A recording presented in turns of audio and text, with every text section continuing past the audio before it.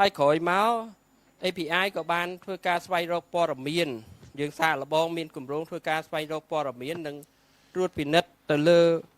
website របស់ក្រសួងចំនួន5បាទក្នុងនោះក៏មានក្រសួងសេដ្ឋកិច្ចហិរញ្ញវត្ថុក្នុងនោះដែរគឺយើងទៅមើលការបើកចំហព័ត៌មានអំពីលទ្ធកម្មសាធារណៈ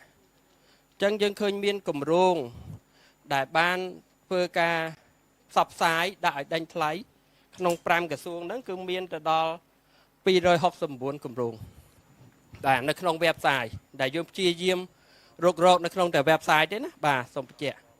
ហើយយើងឃើញថាក្នុងហ្នឹងមានតែ19គម្រោងទេដែលបានមានព័ត៌មានច្រើនជាងគេគឺមានព័ត៌មានអំពីការដាក់ដេញថ្លៃមានព័ត៌មានលម្អិតអំពីលក្ខខណ្ឌនៃគម្រោងជាក់លាក់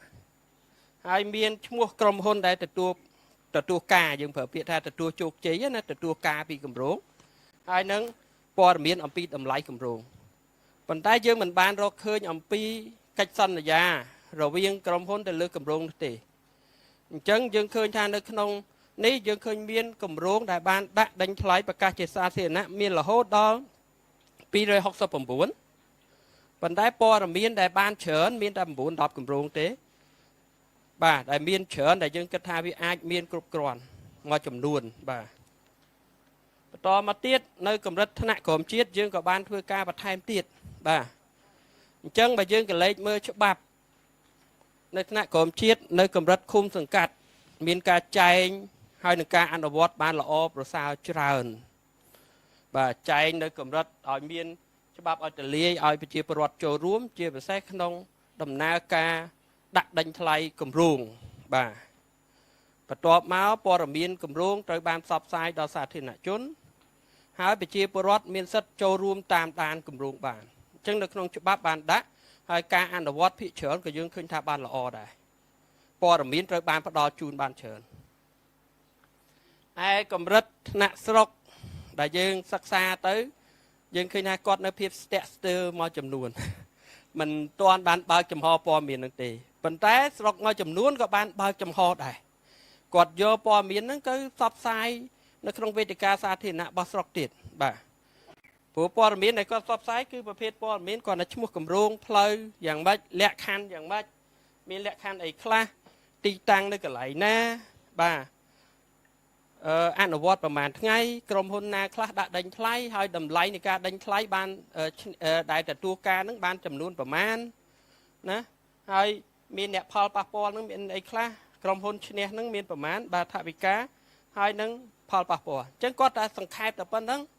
ដើម្បីផ្សព្វផ្សាយឲ្យសាធារណជន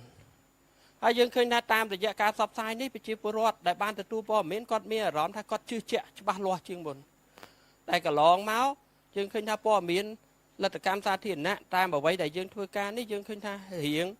មានការស្ទាក់ស្ទើរច្រើនក្នុងការផ្ដល់ព័ត៌មានណាបាទហើយជាស្លាយចុងក្រោយសារៈសំខាន់នៃការផ្សព្វផ្សាយព័ត៌មានលទ្ធកម្មសាធារណៈនេះក៏ដូចជាយើងទៅចែកកាលពីព្រឹកមកពីរឿងព័ត៌មានសាធារណៈវាមានសារៈសំខាន់ក្នុងការធ្វើម៉េចបង្កើនទំនុកចិត្តដល់សាធារណជនចំណុចទី1គឺយើងចូលរួមសម្រាប់គោលនយោបាយរបស់រាជរដ្ឋាភិបាលដែលចង់លើកកម្ពស់តម្លាភាពគណនេយ្យភាពហើយនិងអបាលកិច្ចល្អបាទ